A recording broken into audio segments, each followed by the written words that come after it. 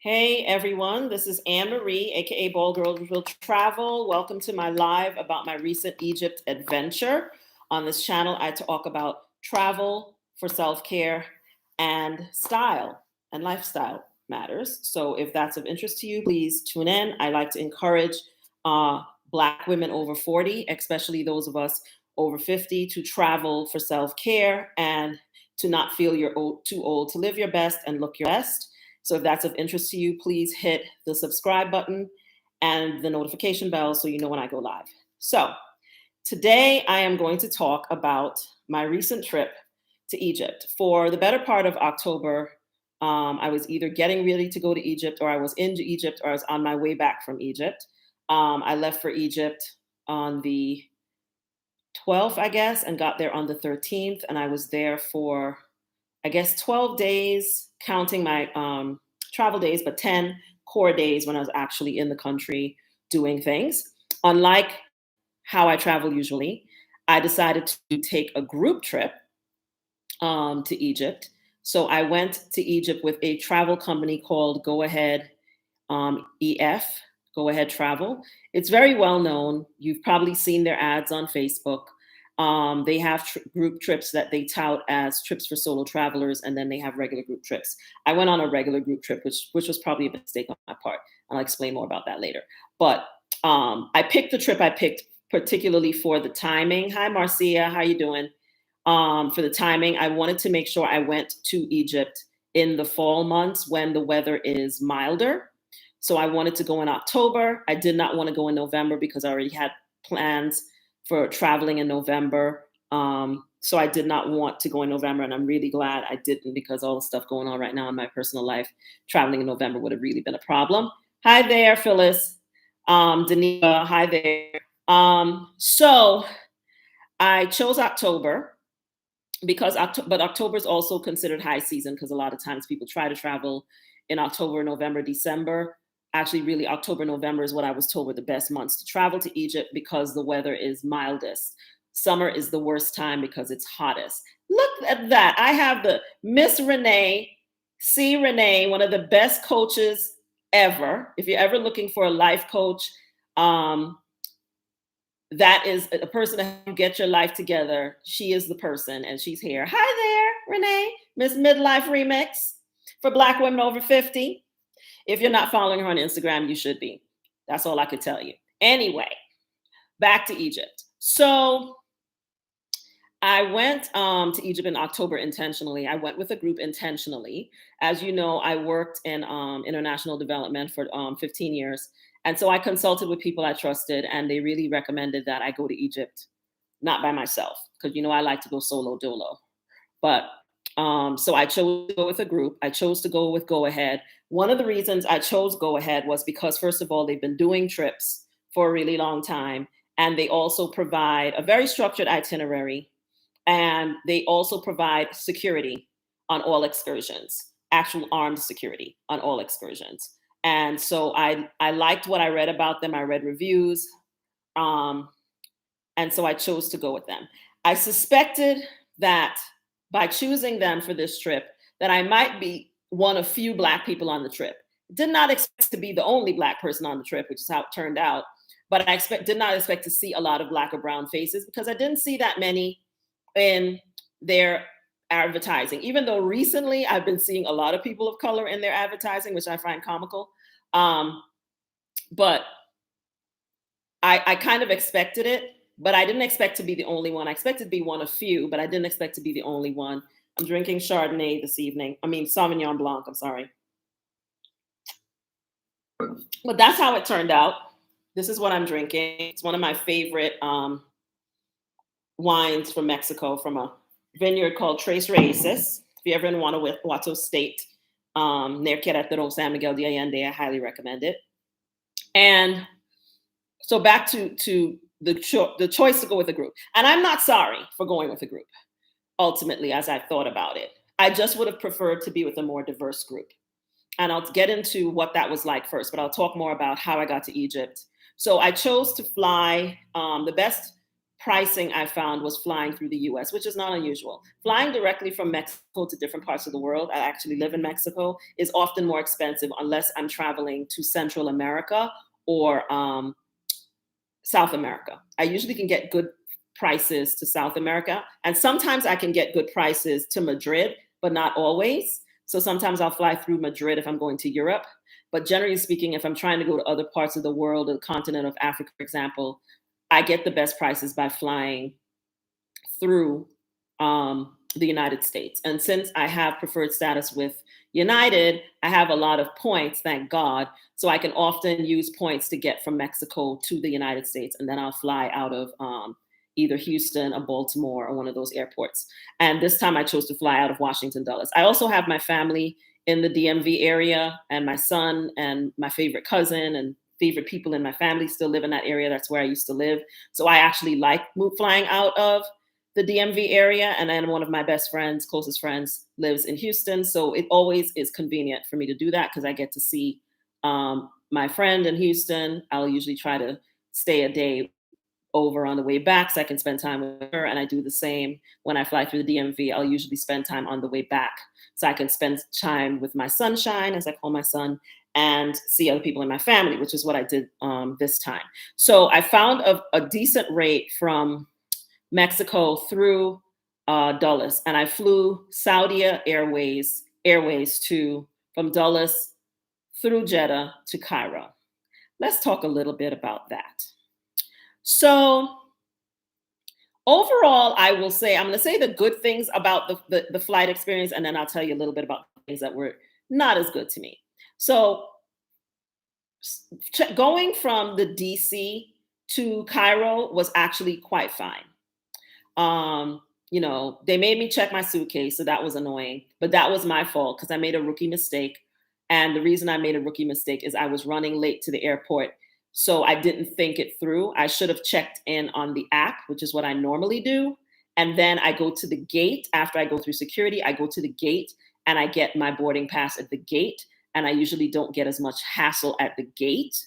But if you go to the ticket agent before security, a lot of times they'll make you weigh your suitcase, even if it's a small suitcase, and then they'll tell you your suitcase is overweight, which is what happened with me. And I had to check my suitcase. I had just bought myself some Apple AirTags, which was great. So I was able to keep track of my bag. So I knew, it was where it was supposed to be all the way through. So that worked out really well. I actually was very reluctant about the Apple tags, but now that I have one, I really like it. And now I'm trying to get some more. But they made me check my bag, which didn't thrill me because my personal bag was beige, like a shoulder bag. And I don't really like to carry heavy bags on my shoulder. So I actually like to stick that bag on top of my carry-on and roll it through the airport. And now I had to carry it for the whole trip. So that was kind of a pain. But made me check my bag. So they took my bag. So that was one strike against them. The check-in process was also kind of weird. So I got to the gate. All of the lounges were full. So I couldn't get into any of the lounges because everybody has lounge access now. So unless you're flying business class, if you're using a priority pass, a lot of the lounges aren't honoring it because they get full and then they stop accepting it. So I couldn't get into the lounge. So I was sitting there waiting right by the gate. And they called the flight in Arabic.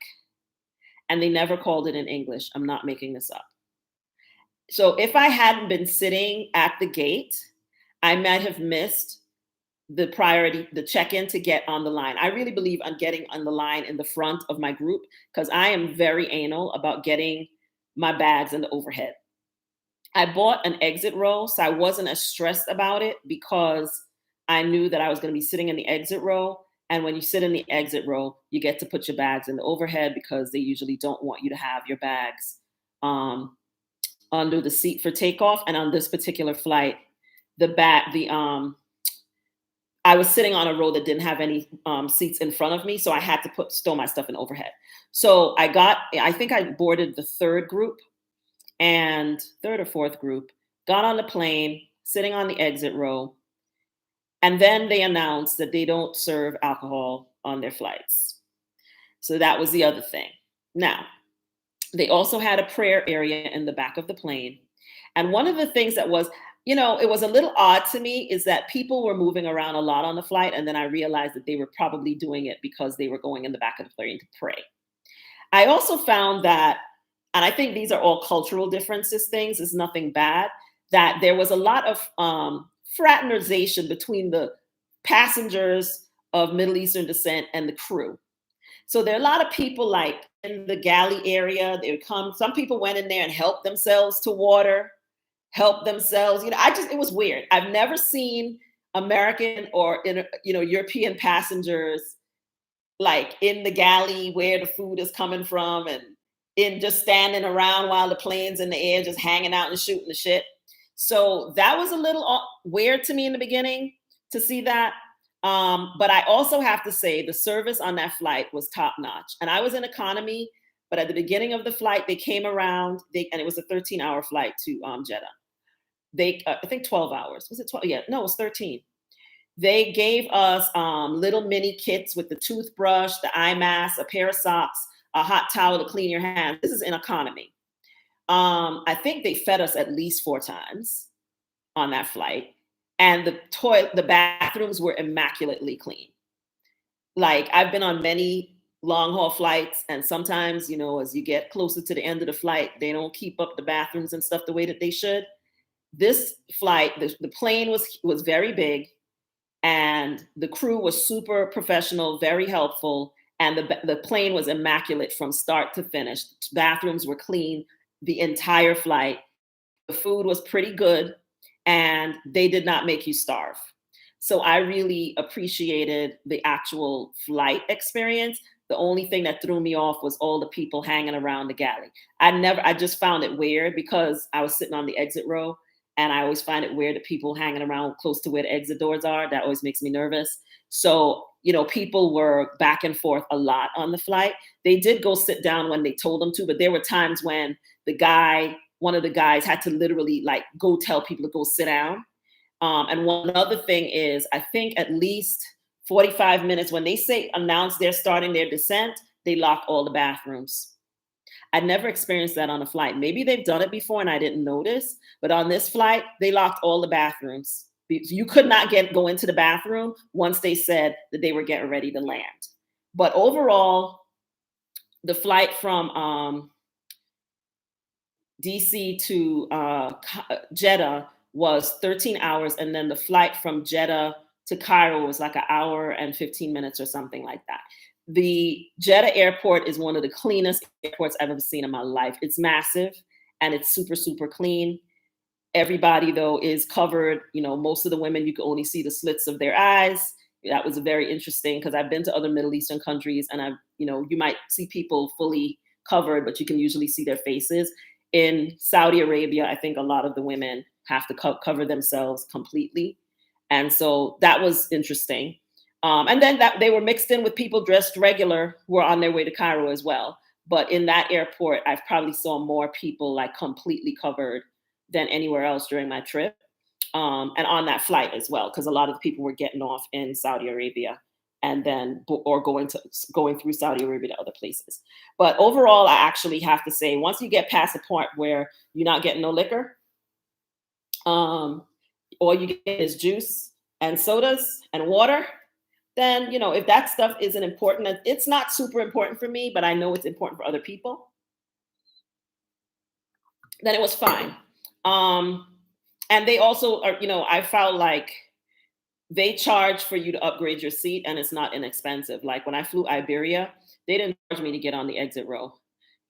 Saudi Airlines did, and it wasn't cheap, but I still did it because I like to have the leg room and I like to be able to spread out so I can go to sleep. I probably slept for about 6 or 7 hours on that flight. So I got a good amount of sleep, and then I didn't sleep anymore because I wanted to be able to go to sleep when I got to Egypt. And I was getting to Egypt in the evening, and I wanted to be able to sleep when I got to Egypt, which I was able to. So I'm glad I stayed up. Now, let's talk a little bit about the actual experience. Now, once I got to Cairo, as soon as one of the things in Saudi Arabia is you have to go through security, but this is not unusual. I think all airlines now do this. If you come in on an international flight, before you go to the terminal where you're connecting, you have to go through security. Some countries are more thorough than other countries. I find in Latin America and certain parts of Europe, they may make you go through a security check, but it's real lax. It's not lax in the Middle East. It's very serious. And I don't mind because my safety is very important to me. They check your stuff and they check you. In Saudi Arabia, they have a woman to check the women and they have men to check the men. They keep everything separate. They do the same thing in Egypt. These are both very culturally conservative Muslim countries. So that's how they do things. So I get to Cairo. I guess I got to Cairo around 7 p.m. In the evening, the day after I left, so on the 13th. And one of the things I really liked about Go Ahead was how they handled managing the group and the process of us getting to the country. So they had a chat area in the app for us to use once people who were booked, so people could introduce themselves. We had a WhatsApp group that was created like the day or a couple days before we got to the country. Our tour guide, who was amazing, introduced himself. And I'm not going to say people's names because I respect people's privacy, but I'm going to talk about people. So, if any of them watch their video, y'all might know who I'm talking about. And that's okay because I ain't saying nothing that ain't true. But the tour guide was outstanding. And he introduced himself to us in the WhatsApp group. And that's what we use to communicate throughout the trip, as well as there's a platform app that you can use. So on the app, you had the itinerary. A couple days before we left, they also gave a week or so before we left, they also gave access to the information about what hotels we would be staying in throughout the trip and all of that, which was great because I was able to update my TripIt and also send information to my emergency contacts so they would have it as well. And once we got off the plane, and even before I went through immigration, there was someone waiting at the bottom of the escalator with my name with a card on it. And he went with me. He directed me to where I needed to go through immigration, and then told me, I'll be waiting for you on the other side, told me where baggage claim was. He waited there with baggage claim. I met some of the other people right there. He had gathered them already. I think I was one of the last people whose flight was coming in with that group. And then made sure everybody got their bags. He had someone there to help people with their bags. It was very, very organized and streamlined. I loved it. And then they had a van waiting for us to take us to the hotel where we were going to be staying. Once we got on the van, he let us know that our tour guide would be waiting for us at the hotel. He told us his name, which we already knew.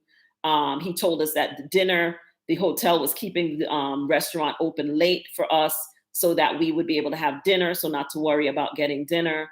Because I think by the time we got to the hotel, it was probably 9, almost 10. I got in 7:30, 8-ish, and waiting for the bags took a little long to come out. So they were very organized. Hi, Maritin Martin, hello. So I felt they were very organized in terms of that. So I really liked that. I didn't have to figure anything out about anything. It was like someone was waiting from the time you got off the plane to greet you and kind of tell you what was going to happen. When we got to the hotel, people introduced themselves on the van. And he told us, everyone gave him their passports, and then he checked us in and then called us and gave us our room keys. I loved it. And he didn't call anybody's room number out. He just called your name, gave you a room key. So we didn't really have to it was a very seamless process, which I appreciated. Got my key. Other people headed straight to dinner. They had table reserved at the hotel for our group. I went upstairs, checked out the room, which I'll actually share the room this week on my social media. Every single hotel, we stayed at a hotel called Steinberger Pyramids Hotel. That was the first pyramid hotel we stayed in Cairo. Every single hotel we stayed in was top notch, 4-star or more. They were really nice, and the rooms were really, really nice. And I had paid extra so I could have my own room, and I can't complain about any of the rooms I was in. All of them were really nice rooms. I posted something on social media where I showed how I had a balcony with a pyramid view, and I didn't even realize I had a pyramid view because I opened the curtains and I saw the terrace, but I didn't go out on it because I was tired. So I didn't realize that I had a pyramid view until the night before I was checking out of the hotel, the day before I was going to check out, because we were on excursions all day for every day. And when I got in the first night, I was tired, so I just went to bed. So it wasn't until the second day that I went out and was like, oh my God, look at that. I have a beautiful pyramid view. And I took some pictures and I shared it. Amazing view from the room. And the first day, so I went to bed after I went out to dinner, and that's where the white people started white peopling. So it became very clear to me that I was the only white person. I found out that there had been almost 30, I think they said 30 or 36 people or something like that were originally supposed to be on the trip, but several people had dropped out because of the unrest in Israel. And so there were 20 people. I was like one of 20 people. So it was me and 19 white people. And, I don't like to make blanket statements, but I feel comfortable making blanket statements about white people because they are consistent in the way that they behave. Now, there can be exceptions to some of these things, but unfortunately, I believe that they have been socialized to think that they have a right to do and say things that they should not do and say. And one of the things that they seem to socially think they have a right to do and say is interrogate each other and interrogate Black people particularly, or Black and brown people. Everywhere they go, they have this way of trying to make judgments about people based on what they do. And they always want to interrogate you when they meet you. And I don't really play that game with white folks anymore. I don't. So if you try to do that to me, I'm going to not cooperate with you. So we get to dinner, and there's one woman who it seems like she had appointed herself to be, the arbiter of what was good and great for the whole trip. And she's, going around and asking everybody questions about themselves. And I'm just eating my dinner, drinking my water, and minding my business, as I always try to do. And then she gets around to me and she asks me, well, are you going to tell us your story? And I said, not really. And she was like, well, what do you do? And I told her as little as possible, because I just was like, why do you care? You know what I mean? Why do you care? And then she kept asking, and I finally told her, a little bit about myself. And then, of course, you can see the look on her face when she realizes that I've probably been to more places in the world than her, that I'm definitely more traveled than anyone else in the group, which I was. And you can always see when the change comes over their faces. But I always think it's weird because when I meet people, the last thing I'm interested in is what they do for a living. I don't ask people what they do. I ask things about who they are, but not what they do, because what you do has nothing to do with who you are, right? But they seem very fixated and make a lot of value judgments. A lot of them, not all, but most of the ones I've interacted with, both when I was living and working in the United States, as well as now that I travel, when I cross paths with them, it's always the same thing. And I find white women to be particularly problematic in this regard. And this was a group that had a majority of white women. I think they were 3 or 4 men who were spouses, but the majority of people were white women. And I will say, I would say a couple of the people I thought were very nice. One woman was delightful, and I loved her because she was very authentic, very sweet, and very genuine. And she was just really sweet. And I actually kept her information, and I need to send her another message. We've exchanged messages since I got back. She's just a lovely person. And there was another young lady who I thought was really lovely as well. But the rest of them, they were nice. I mean, white people, I think when they have one Black person there, some of them over try to be nice because they don't want to be accused of being racist, because, white people are very afraid of being called racist. They're not afraid of being racist as much as they're afraid of being called racist. So some of them go overboard in trying to be your friend, and they can overstep their boundaries because they're trying to get all up in your business so that they can say you're friends. And this particular woman was trying to be overly friendly, but I think by the end of the trip, she figured out that I was not interested in being friends with her. I was polite, but I mean, I was polite to everybody, but I wasn't interested. I didn't come there to make friends. I came there to see Egypt. And so I kind of was like, I'll be as sociable as I need to be. And I was. I don't think I was rude to anybody. I was, well, maybe one person. Um, but but I wasn't interested in really being friends because I just don't trust white people as a group, and I don't make any apologies for that. I've lived for 50 something years. I've worked and dealt with them for 50 something years. I can I can deal with them individually. I have individual people that I might meet and think are genuinely good people, but collectively, I don't trust them because they have taught me that I cannot trust them, especially white women. And so, even though I have two white girlfriends and they know who they are, and they hear me say this all the time, but they've earned it, right? They had to earn my trust, right? I don't trust them because every time, almost every single time they've been given an opportunity, they have shown me that I cannot trust them, both at work and personally. So I approach them with a lot of, they get the big side eye from me.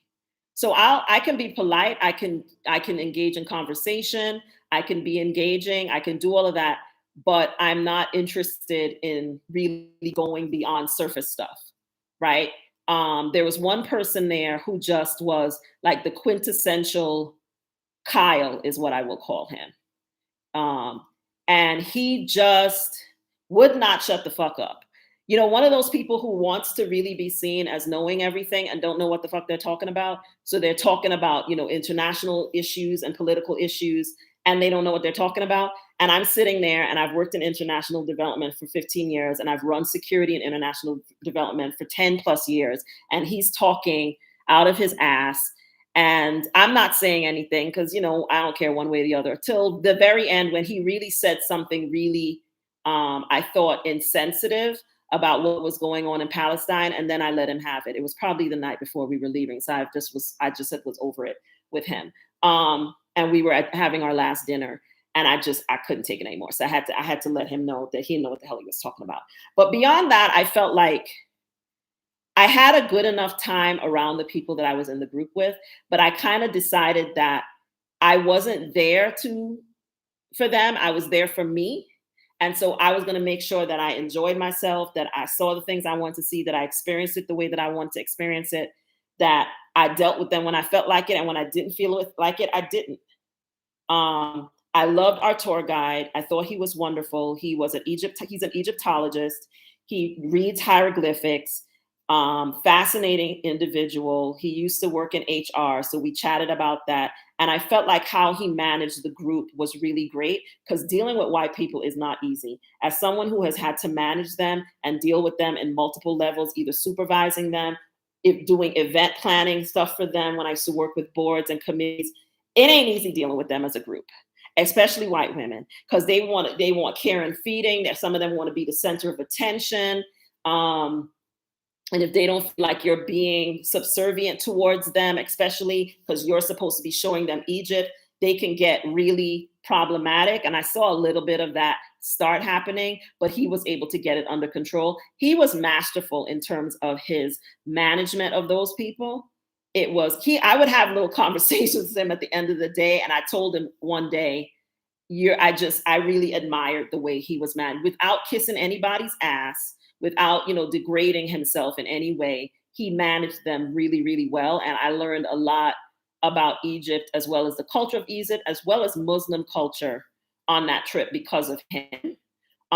When we went to a mosque, he spent some time talking to everyone about the Muslim religion, what the Muslim religion really is about, in his opinion. And he made some comments that some of them may not have cared for. Like at one point, somebody brought up, terrorists. They always like to talk about terrorists when you talk about Middle Eastern people. And he made a point that that America is very responsible for some of the terrorist groups, especially the ones that sprung up in Afghanistan. And I was smiling from ear to ear.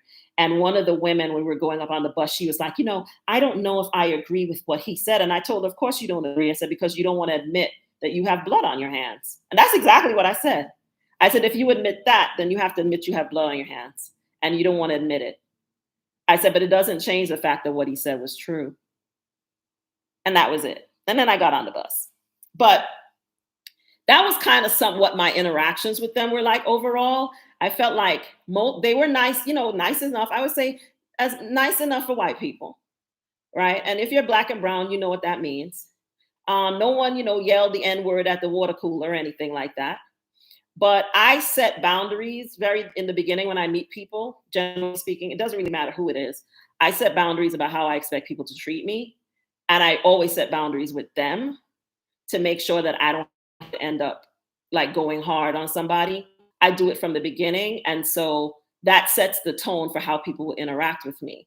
And whether they feel like I know I ended up sitting next to this particular person on one of the flights when we were flying. We went to Cairo first, and then we flew from Cairo to Luxor. And then we got on a cruise ship to go down the Nile from Luxor to Aswan.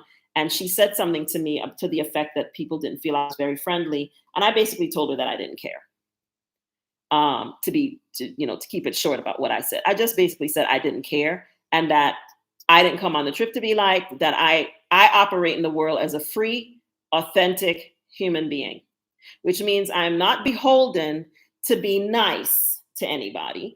And I told her I think it's unfortunate that so many white people, and especially white women, feel it's important to be nice, right, rather than to be authentic, and that I am not a person who operates in the world trying to be nice so that people will like me. Instead, I try to be myself, and the people who are going to like me are going to like me, and the people who aren't going to like me aren't going to like me, and it's okay. And that's that. And she was like, oh, she loves that, and she really relates to that, and blah blah blah, and that's fine. I don't care. But I just let her know that I'm me, and I'm me 100% of the time, and people can either deal with me or not deal with me. But I didn't come on a trip to make friends. It didn't really matter, right? But I'm not a person that likes to engage in a lot of useless small talk.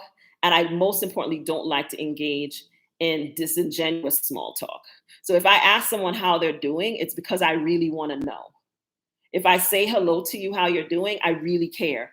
I don't just say things to not say things. I really don't believe in fake niceness.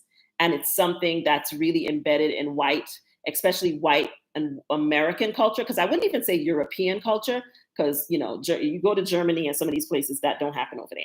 But American Canadians, now Canadians actually seem to be genuinely nice. Two of the women were actually Canadian. They were actually really nice. But Americans aren't nice. They aren't nice. White Americans are generally collectively not nice, right? Because they don't have empathy. That's my opinion. I think it's been bred right out of them. And they don't even realize it. What we are witnessing in the world right now, and the collective reaction of the United States and many of its citizens, says we're lacking in empathy as a society, and they are the leaders and the controllers of that society, and they don't have empathy. You can't have empathy when you've come into a country, killed the indigenous people, stole people from other countries, had them work for you for free for hundreds of years, then instituted barriers to their success for the next several hundred years, and then refused to admit any of that. You don't have any empathy. So they don't have empathy, right? So instead, they like to pretend to be nice. But the niceness, for the most part, is only right. It's surface niceness. It's not real niceness, right? And if you've worked in corporate America as a person of color, you already know what I'm talking about. I'm not making any of this stuff up. I'm not saying it to be mean. I'm just saying it because it's true, right? So, and I feel bad for them, because to live in a world and have no empathy is to not be, operating well as a human being when you don't have empathy. And what's even worse is that you don't even realize that you don't have it, right? So even watching how some of them operated in Egypt reinforced that understanding of trying to be nice, but it's only surface niceness. And I find that white women particularly have been taught that they have to pretend to be nice, and they do the fake smile thing and but it doesn't even, you look at their eyes and you can see that it doesn't even go to their eyes. They smile, but the smile doesn't go to their eyes because they don't really mean it, but they've been taught to pretend. And so when they go out, when they move in groups, they tend to create these cliques And immediately it's like people start grouping themselves and putting each other through this process to determine whether they should be in the group. And I don't play that game with people. If you have a group, I'm not interested in being in a group. I don't do cliques. I don't like to see people do cliques. I think that when you're in a group, everyone should talk to everyone. Everyone should be nice to everyone. And I don't like to see people dividing themselves up based on whatever it is, to decide who they're gonna like and who's gonna be the leader of the group. And you can see it happening. I saw it happening even before we got on the trip. I saw this particular person trying to position themselves as the arbiter of things. Right. So I knew right away that that person was going to be a problem, and I wasn't necessarily wrong. But I wasn't paying no attention to her.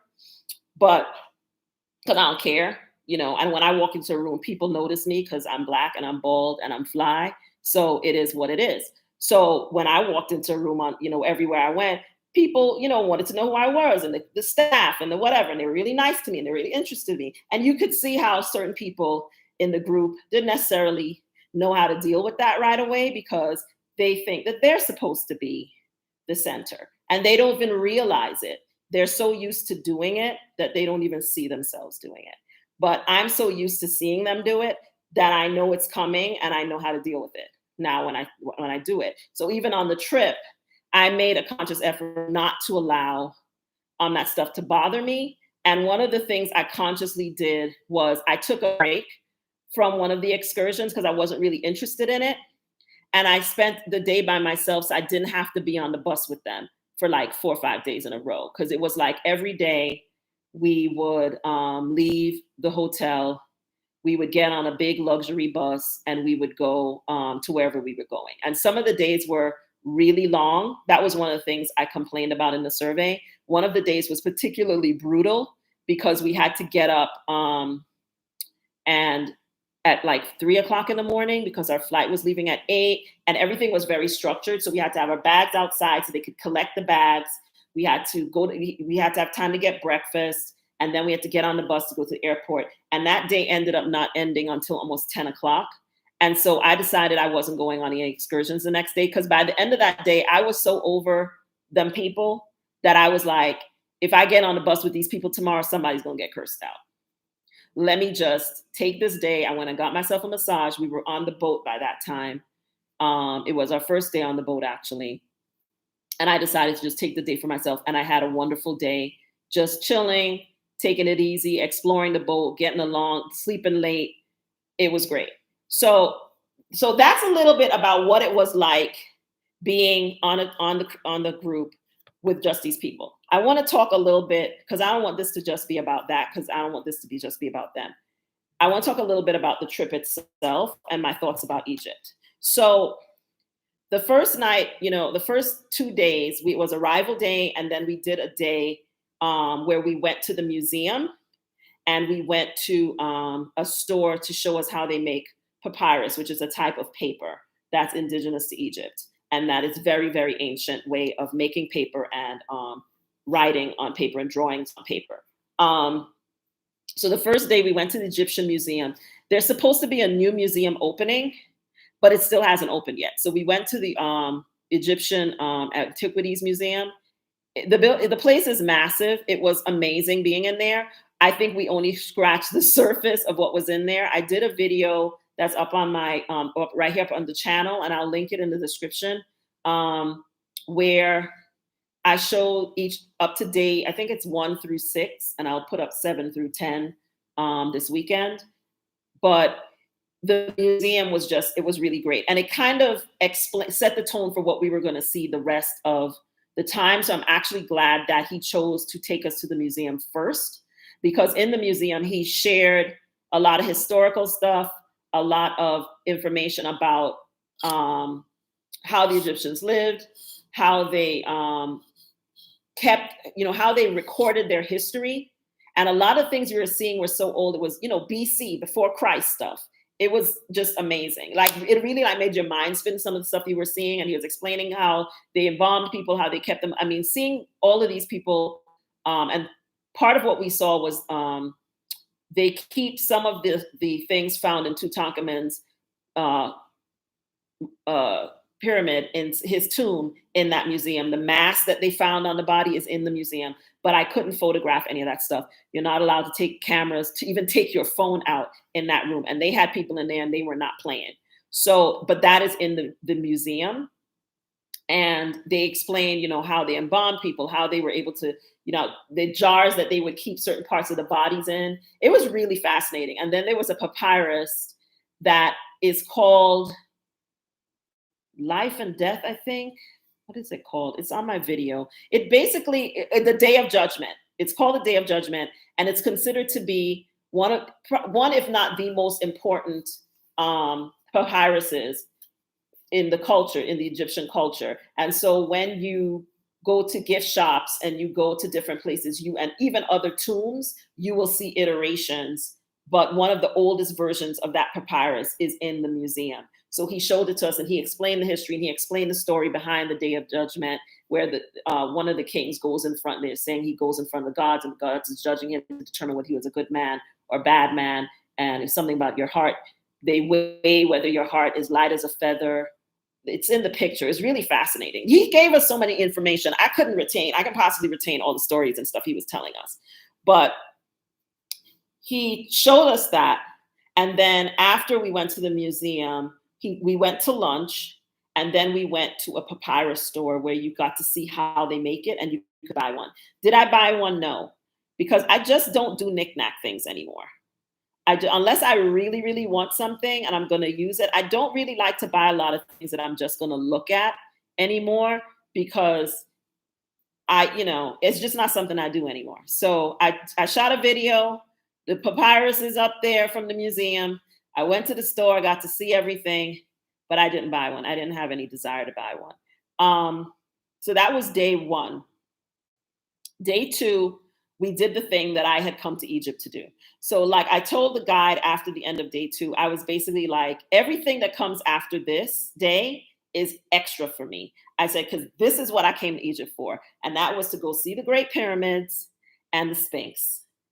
And it was just one of the best days and happiest days of my traveling life was that experience. It lived up to everything that people say, and including the part of that is hot AF, but you don't even notice it right away because you're staring at this thing and you're just in awe of the fact that this thing has been standing before Jesus was born. So we started off the day by going to the Step Pyramid, which is not as famous as the Great Pyramids, but it gave a lot of context of what we were going to see when we saw the pyramids. So I'm glad that we did that first. But we started with the Step Pyramid, and from there to the Great Pyramid grounds. And the thing that you have to understand about that is everything they say about how hot it is true. And it was 80 something degree, 86, I think, that day. But you're out in the open sun, and 86 degrees in the open sun don't feel the same as 86 degrees inside a building. When it's outside, you inside a building with air conditioning, right? So it's hot. I was really glad that I had a UV hat. I bought a UV hat for $9.99 at Marshall's. I was looking at one at Amazon. I bought it, tried it on, didn't like it. Went to Marshall's, found one there, love it because it's adjustable. Because I have a little head, it's hard. Hats are hard for me, especially like straw hats. Fit me perfectly, and when I had it on, I really didn't feel the sun on my head. It's a really great hat. UV umbrella, like all the things I took with me on that trip, I used it and I was glad I had it.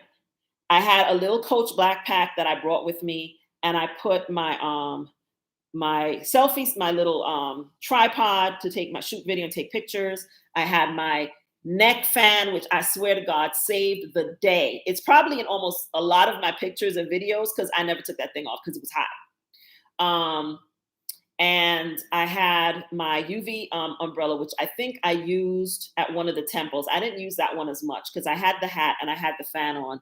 And with those two things, I was fine for the most part.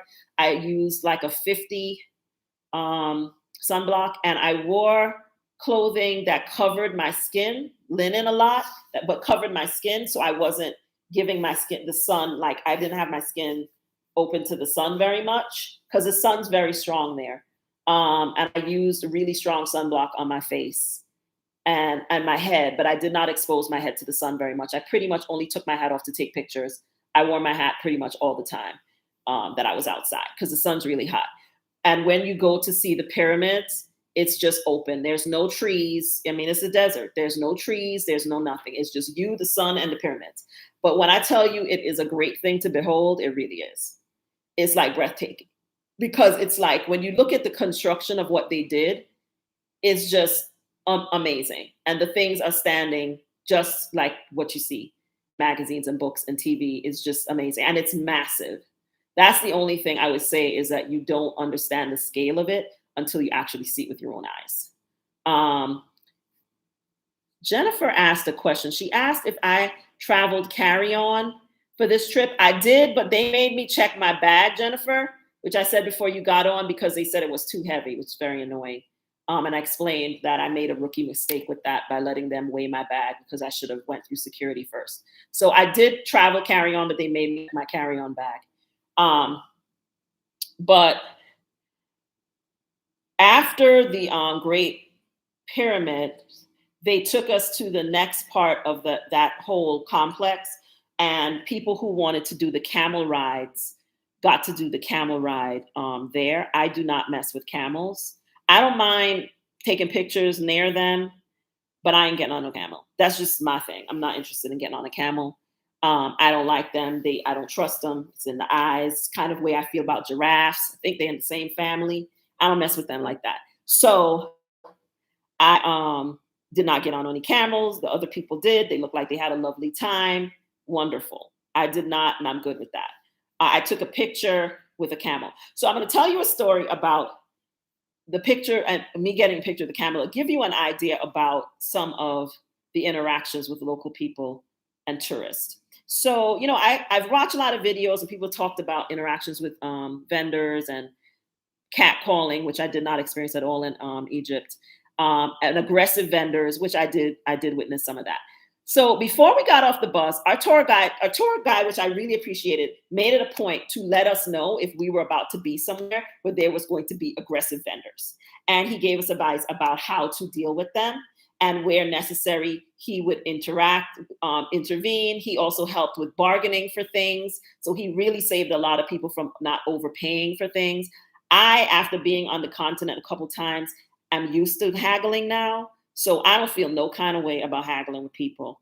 So when we were getting off there, he told us, you're going to be going through an area where there are going to be a lot of vendors. Some of them can be very aggressive. Like, don't look people in the eye. He told us how much pictures with a camel should cost. He said about $5 USD. And he was like, you shouldn't pay more than $5. He said, when you go to do the camel, I have taken care of all of that already. You don't need to do anything. You just pay me and I will deal with the vendors, which was great. I wasn't doing the camel ride, but I wanted a picture with the camel. So I get over there and he takes us to an area where you can get really good pictures. And he took pictures actually of me there, which was great. He took really good pictures. But I get there and I see this woman, one of the women in the group, she's smiling and she's taking a picture with a camel, right? And I was like, how much is he charging you for that? And she says, nothing, it's free. And I looked at her and I started laughing because I was like, I'm pretty sure it's not free. And that's what I told her. I said, did you ask him before you let him take your picture? She said, oh, yes. And he said, not to worry about it. And that's free. I said, no. I said, you need to ask him how much it is, right? So I asked him and he says, oh, no, it's nothing. You just want you to have a good time. And I was like, you could just give me the phone. I said, absolutely not. You tell me right now how much it is. And then he says $5 USD. I said, okay, fine. So this little boy is with him, comes up to me, and he's again asked me if he can take a picture. And I said, look, are you taking a picture or is he taking a picture? He says, I'm going to take the picture. Fine. I give him the camera. He takes the pictures. The pictures are fine. They're not outstanding. They're not bad. They're just fine. Takes the picture. He gives me the picture back. He says, now you pay me. That's exactly what he said. So I take the $5 out and I give it to him. Then the little boy, he says, oh, it's $5 for him too. I said, oh, no, it's not. I said, y'all work that out amongst yourselves. And I walked away. So my tourist guide comes up and he says, Did you get a picture? Do you need me to help with getting a picture of the camel? I said, oh no, I did it already. And he said, how much did you pay? And I said $5. And he was trying to get $10 out of me, but he got $5. And he said, oh, you should have asked, you should have had me come. I said, I'm fine. I told him I have haggled in Senegal. I have haggled in Nairobi. I told him I can haggle in Egypt. I said, I don't have any problem telling people no.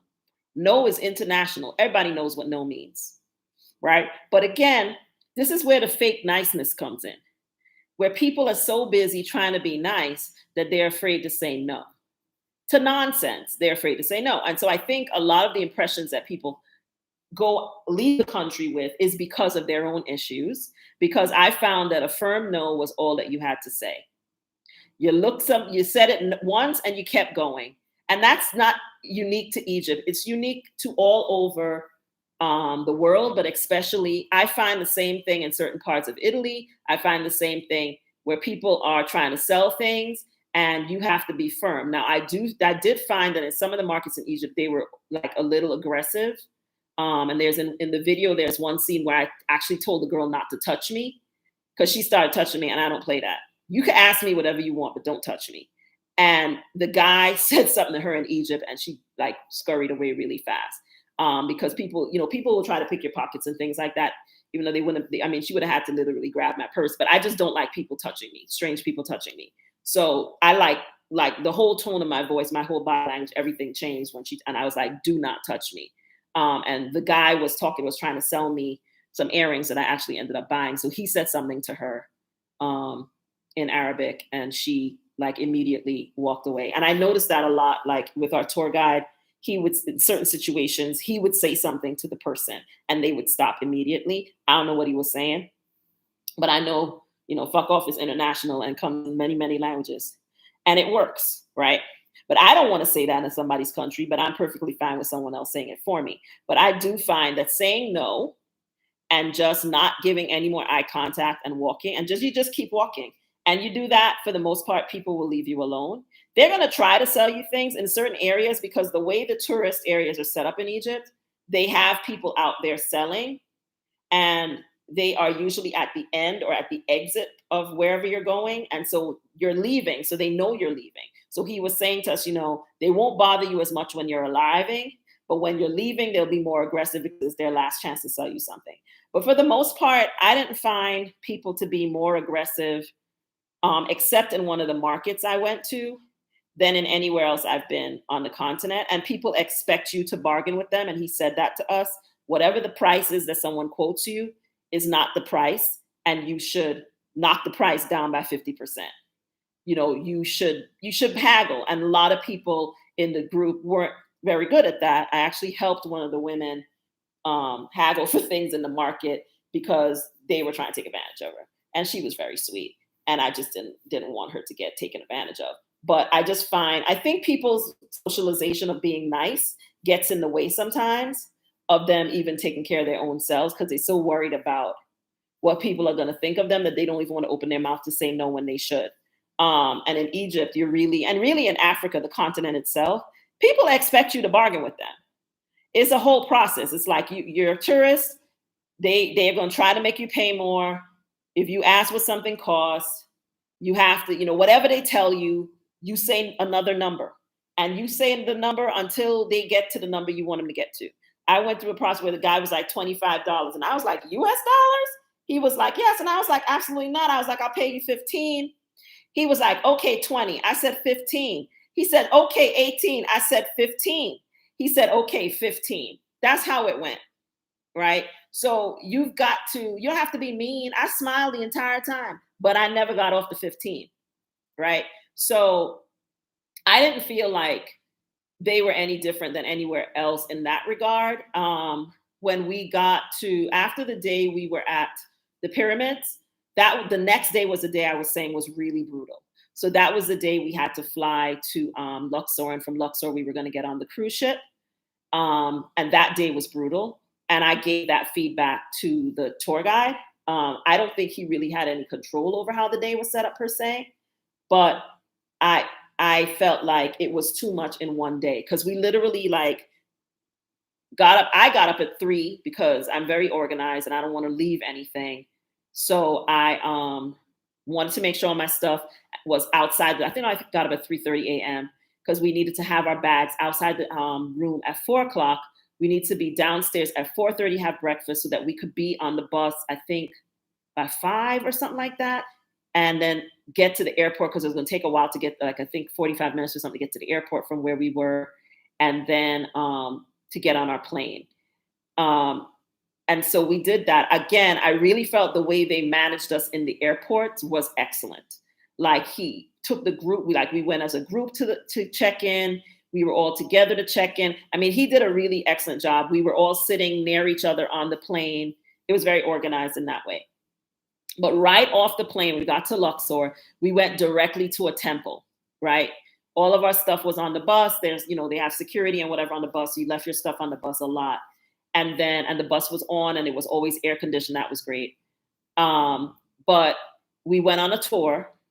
You're out in the sun, and you're tired because you've been up in 3. Then from the tour, finally went, did we go eat lunch? No, we went to the ship.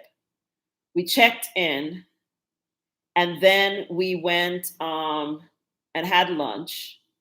And then we went out on I think we got an hour break or something. And then we went out on another tour.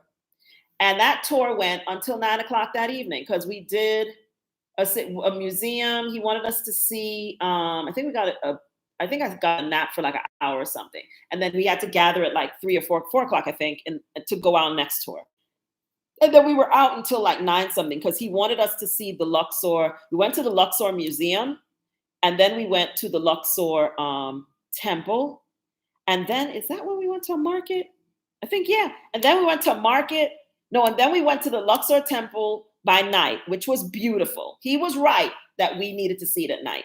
It was beautiful. But by the time we got out of temple, y'all, I was over it.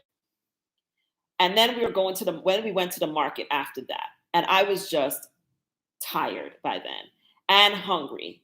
And then we went back to the ship, and then we had dinner. And then I decided I did not want to see those people again the next day, and that I was going to sleep late. Because I told him, I said, I feel like I'm at work. And this is supposed to be a vacation for me. And I don't like getting up early in the morning for every day on a vacation. And I'm not coming tomorrow. I think I'm good with the temple. I'm all right. I've seen 2 tombs now. I think we're going to another series of tombs the next day. And I was like, I'm good on the tombs because I'm not going down inside of there anyway. Because that was another thing we did that day. So we went to the temple. Then we went to some tombs. And we went into one that was really nice. It was in the video. And then there was another one where you had to go under. And he said to us, if you go in there, you're going to have to crouch down. It's really hot. He described it. I was like, no, thank you. He was like, I'm not going in there with you, but I'm just telling you what it's like. And those people who went in there came out, looked like they had been in a fight. I'm glad I didn't go in. So I was like beat after that day. So I just was like, I'm not coming. And he was like, oh, you should really come. It's going to be great. I told him, I believe you. And yet I am not coming.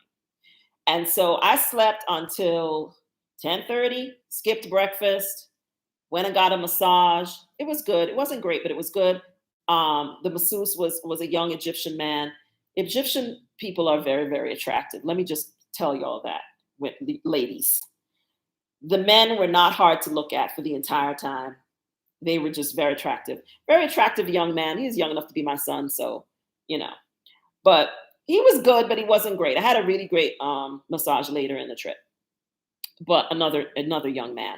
But had a massage, hung out on the rooftop where the pool was, chilled, had a Cadillac margarita. They made excellent margaritas on that ship. Toured around the ship. The ship didn't actually leave for Aswan until that evening. So they went out an excursion the next day to see the tombs, and we were still docked in Luxor.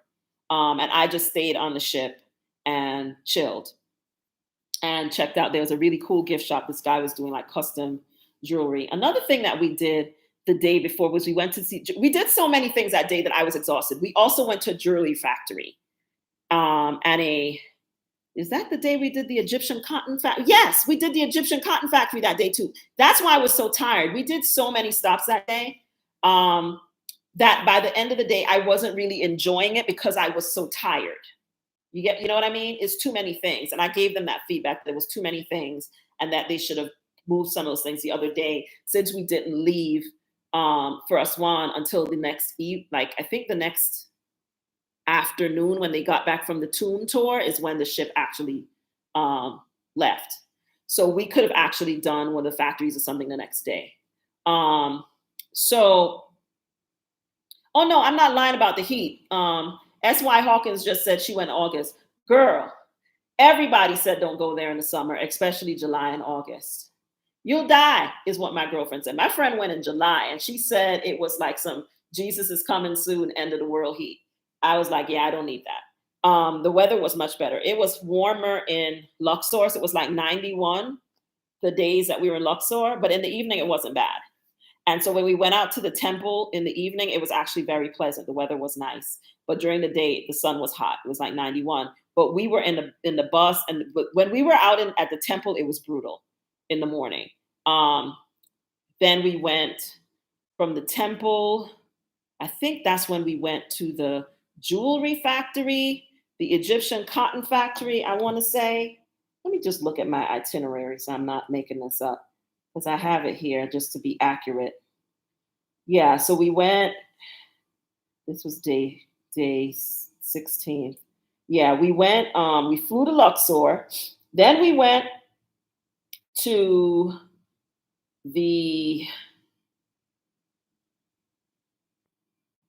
Abu Hag Mosque and the papyrus shop. No, that was the day before. So we did the mosque and the papyrus shop the day before. That was not the day of that. The day we went to the Karnak temple in the morning, first thing, and the temple of Khonsu, we did that. Then we went to the Abu Hag Mosque. That was beautiful.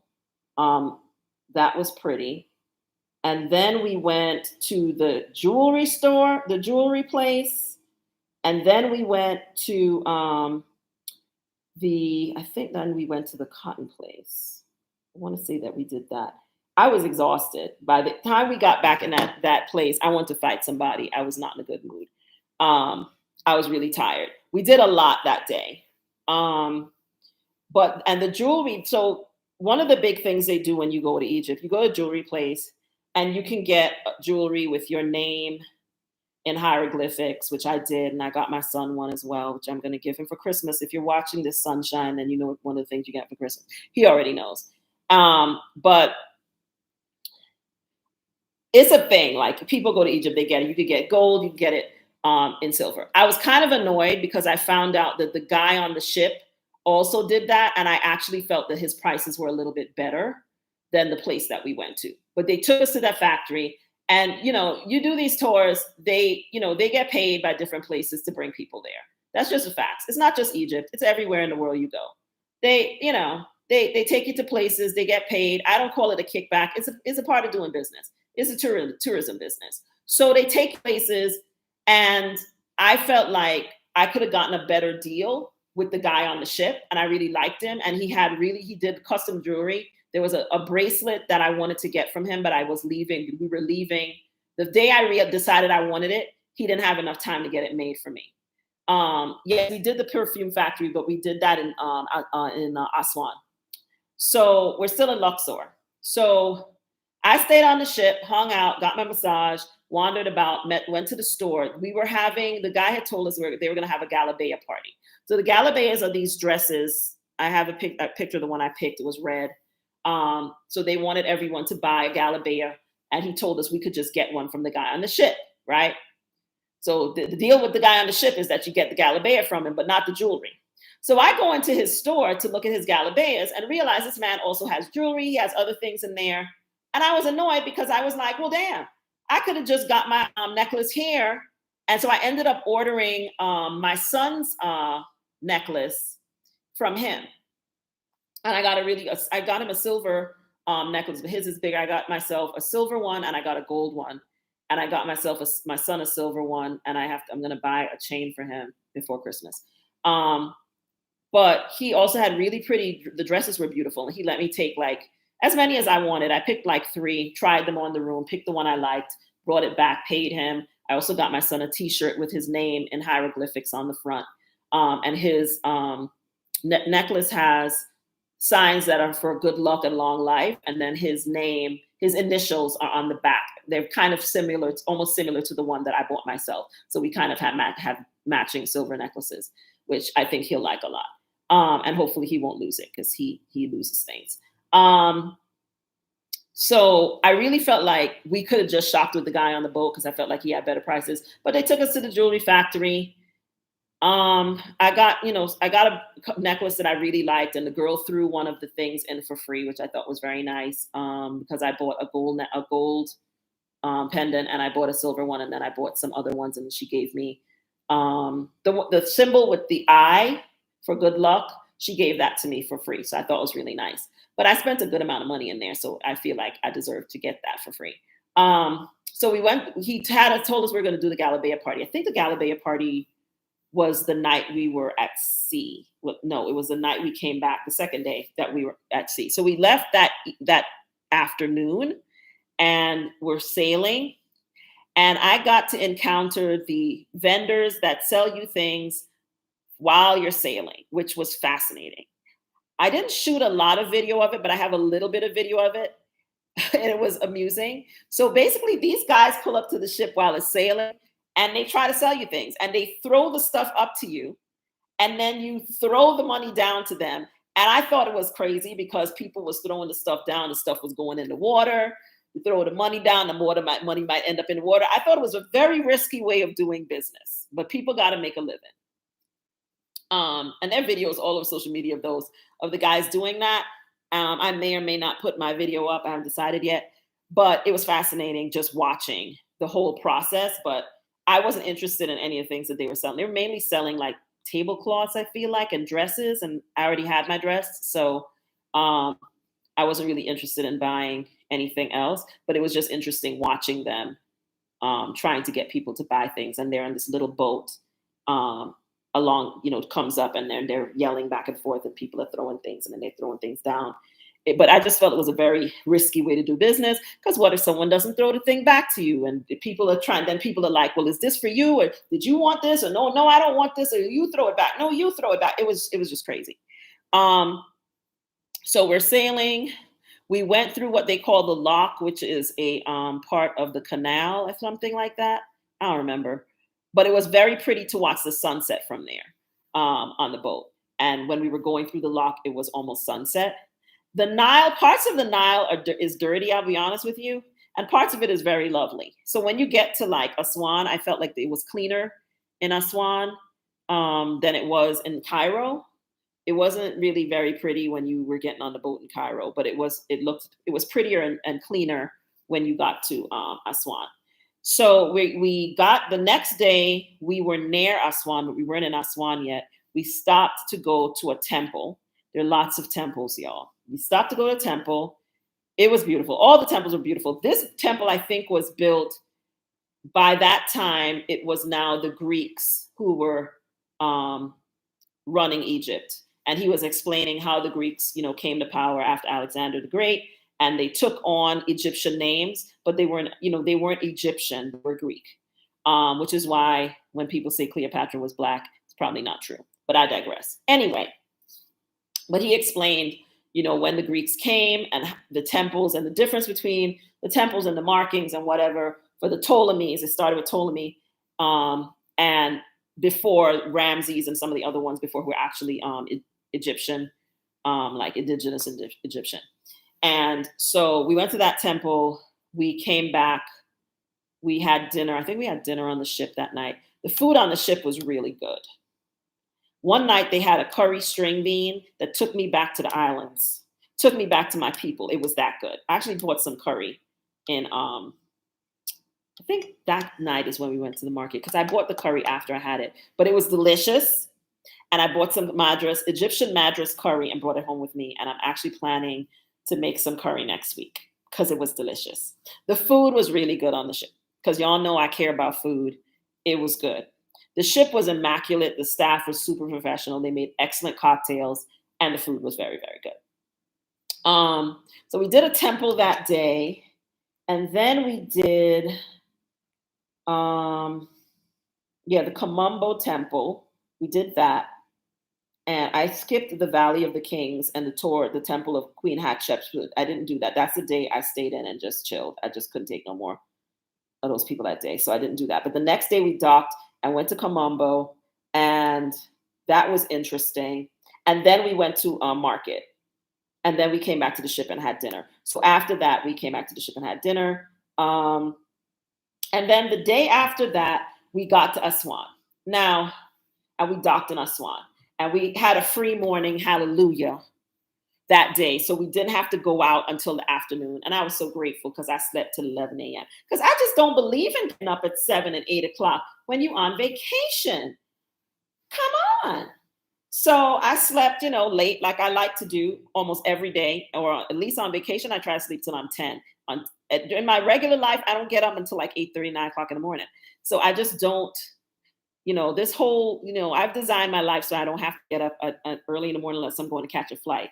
So I just I did not like the part where they had us getting up really early in the morning.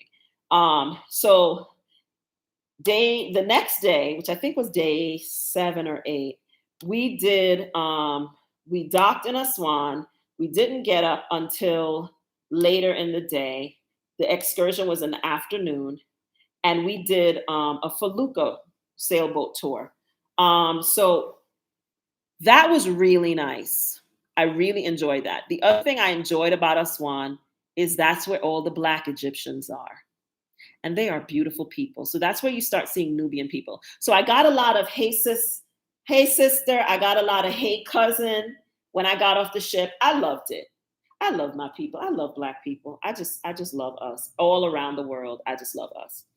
Beautiful people, by the way. So we went to the Nubian village the next day, but we docked in Aswan that day, and we went. I think that morning we went to that morning we went out later. We went to the dock, to the dam. He took us to the dam, which I wasn't particularly interested in seeing a dam, but we did a dam. I see your question, Ishula. I'll answer that later when I'm done explaining the tour itself. We did the dam. The coolest thing to me about the dam was the dog that was sitting on the wall looking at the dam like he was a tourist. I have a picture of that, a video of that, because I was so impressed by that. But I could have done without the dam, to be y'all. But they took us to see the dam. I don't know why. But the tour that evening on the felucca, where we did the felucca tour, I enjoyed the boat. But what I did not enjoy about that tour, and it was a tour to see what they call the Elephantine Islands, a collection of stones and rocks formations that look like elephants. And we also saw where the what is that rich man's name that died? The Aga Khan's tomb had himself buried on one of the hills on that part of the world. So you get to see that as well. One of the things that happened, so we get on the boat, we get on the felucca to take the sail, do a sail down the Nile. And the people on the boat are all Nubians, dark-skinned Egyptian people. And the guy operating the boat, as well as the guys on the boat. And so we're on the boat, and then our tour guide announces that the guys would like to dance for us. And they get up and they start singing some song, and all the whites jump up because, white people love to see Black people dance. I don't know what that's about. It's not just in Egypt. Everywhere, it's a pet peeve of mine in Africa. But anyway. And then before that happened, actually, this boy paddles up on a paddleboard. And he, little dark-skinned boy, and he starts singing. And he's just singing like every American pop song, and he's just running them together. So first he's singing the Macarena, then he's singing something else, and he's just singing because he wants to be, he wants us to give him a tip. And our tour guide is telling people how they shouldn't tip the little boys because they'll not go to school. He went on this whole tangent about how some of them drop out of school because they can make more money, um, singing for tips and rather than going to school. And so he went on this whole thing that really annoyed me. And I just was so upset between that and then the people starting the singing and the dancing and the white people up there in the circle clapping and shit. Between the little boy on the paddle boat and the people in the circle dancing, I damn near lost it because it just upset me because I was like, everywhere in the world where white people have gone and colonized, you come back as tourists with no acknowledgement of what people like you have done to create the circumstances where a little boy has to be on a paddle boat singing for money. And it just really upset me. And I started crying. I don't think anybody noticed, but it actually made me cry. And I turned my back on all of them. I did not participate in the circle. And after he was done singing, I gave him $20. I gave it to him because it just really upset me. And the guys were singing, but you look at them and you can see that they're not in their faces, that they're not doing it because they want to be doing it. They're doing it because they have to do it, because it's expected of them to do it. And they had, after that, they laid out some things that they wanted to sell. And I bought, I've like overpaid them for the thing that I bought. And the guy wanted to give me change and I just told him to keep it. Because I just feel like everywhere you go in the world, and for me, what bothers me about it is there's no acknowledgement by white people that the reason these circumstances exist is because of people like them. They just come and they enjoy it and they have no understanding of that. And that's where I talk about, when I talk about the lack of empathy, that's what I'm talking about. And so it kind of in a way ruined the whole cruise. It was beautiful. The sun was setting. It was pretty, but it kind of ruined that for me. And then you notice as you're sailing, because we sailed by the Cataract Hotel where we had lunch the next day. And the Cataract Hotel is a very old, famous hotel. Agatha Christie lived there and she wrote Death on the Nile there. So, the white women were very, very happy about that. I'm aware of the hotel because I read and I took a mystery fiction class when I was in college, but I didn't care. They were very out of some of the, when he said we were having lunch there, one of them damn near lost her shit. And I was just kind of like, okay, it's a very beautiful property. I had the most expensive Cosmopolitan I've ever had in my life there. It was very good Cosmopolitan, but it was not worth $29 US. Okay. But we didn't pay for lunch. They covered lunch. And the funny thing about lunch at the Cataract is that it was not included in the tour, but the bus that came to take us to the temple tour, the Kamumbo temple tour, was a shitty bus, y'all. And I noticed it was shitty because all the other buses that we had been on were really, really nice, luxury buses and nice, smooth, clean seats and places to charge your phone and all of that stuff. And our tour guide was very upset about it, and he made some calls, complained. And they treated us to lunch at the hotel the next day to apologize for the crappy bus they put us on. So I will say that Go Ahead made an effort to make the experience very, very positive for us all the way across the board. I feel like the tour was well coordinated. Our tour guide was extremely attentive, extremely professional. I can't say anything negative about it, but I would never go on another tour group with them again. Because I'm just not interested in being in a group where I'm just the only Black person. I just wouldn't do it again. And I said that to them. Despite the fact that everything was top notch, I just wouldn't put myself in that kind of environment again intentionally. So I wouldn't do it again. So I hope that answers the question. But the country itself, I'm going back to Egypt, God willing. I think I'm going by myself next time, though. I know how to I feel like now I have an idea of how to set things up. So I have the kind of experience I want to have solo. But I'm not going to go with a group the next time I go to Egypt. I don't think. I think I will go on my own, but I will put certain controls in place because I want to go to Alexandria and I want to go into the desert. I'm not going to go alone. I'm going to hire a company and I'm going to make sure someone goes with me everywhere I go and that kind of stuff. But I feel like I can do that on my own now. I don't feel like now I feel I have a certain level of familiarity of how things work there. And so I feel like I could go on my own now and be okay. But I'm glad I did my first trip with a group. I'm really glad I did my first trip with a group. Um, but I don't want to. We're already at 7:30, so I'm gonna speed this up. We in addition to Aswan, the other thing we did in Aswan that I also enjoyed, and it'll be in the video that's coming up, is we went to visit the Nubian village. And so there's a Nubian village in Aswan where you can go and see how the Nubian people live. They have a museum. It is run by this gentleman. I can't remember his name, but I'll put it in the video. He's got to be almost 80 years old, but he doesn't look it. And he led the tour. He walked us around the village. He showed us how people live there. There's the original part of the island. They live on an island. There's the original part of the island, and there's the more developed part of the island. We didn't see the more developed part of the island. We saw the original part of the island. I actually feel they should have taken us to the other side as well, but they didn't.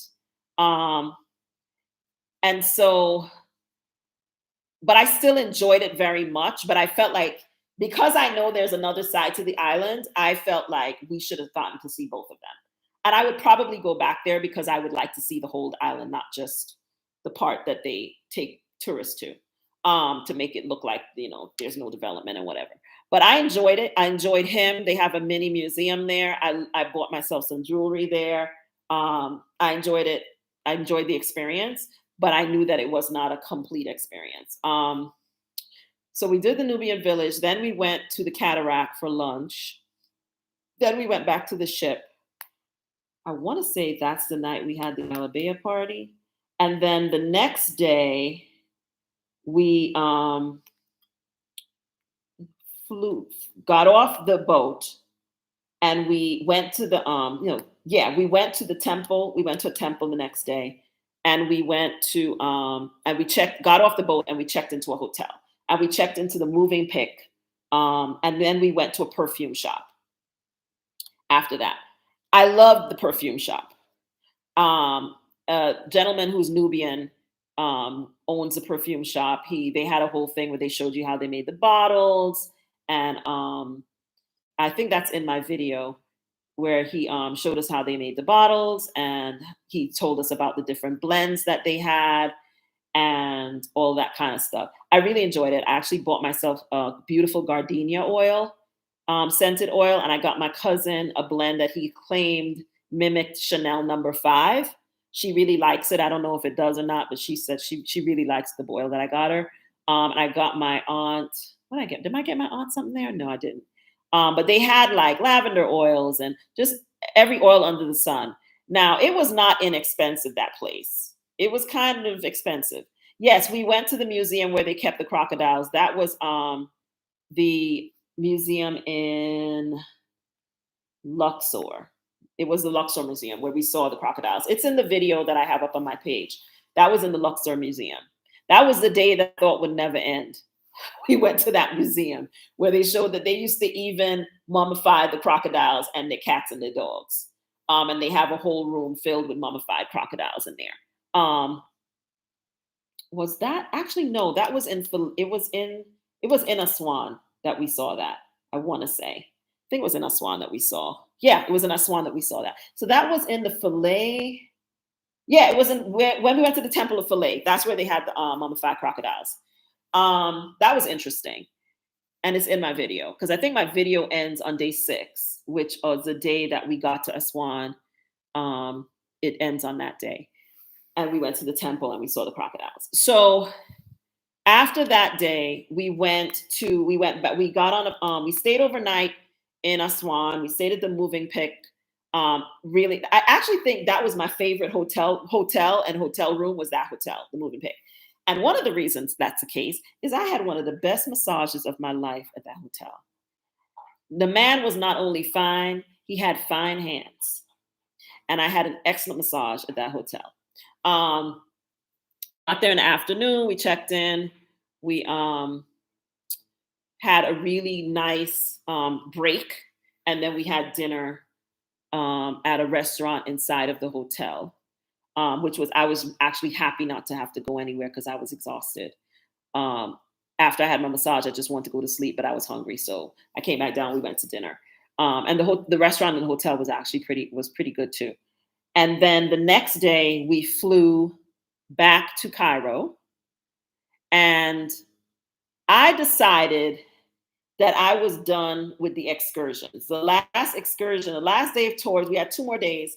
The last day was going to be going to see another mosque. Was it a mosque and a temple? Oh no, it was going to be a synagogue and a church. And I just decided that, especially right now, I'm not interested in seeing any synagogues and churches.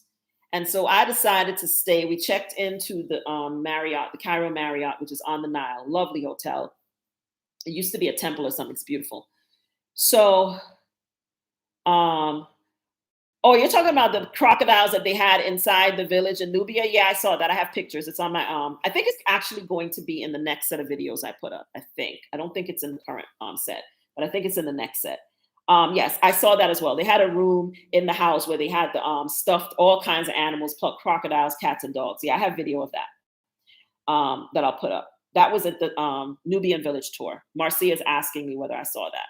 Yes, I did say that in Aswan when I went to Nubian village. I think they take all tourists to that place because my friend also went there and she also was talking to me about the gentleman, but neither one of us could remember his name. But I think I wrote his name down, but we couldn't remember his name. But I think they take all tourists to that place because she also was talking to me about it, about the house and the crocodiles. You get to see the house. You get to see how the house looks. He shows you, they make a lot of things out of the palm trees and the palm tree leaves.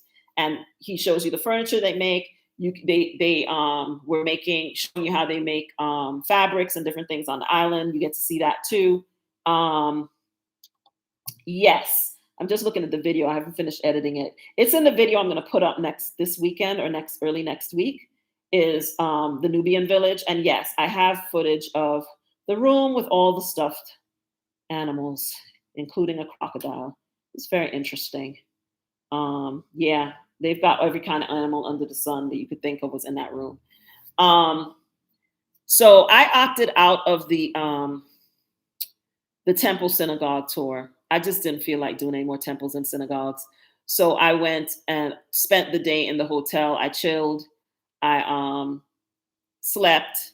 I got my stuff packed together because we were leaving. The next day was the day we were going to be leaving.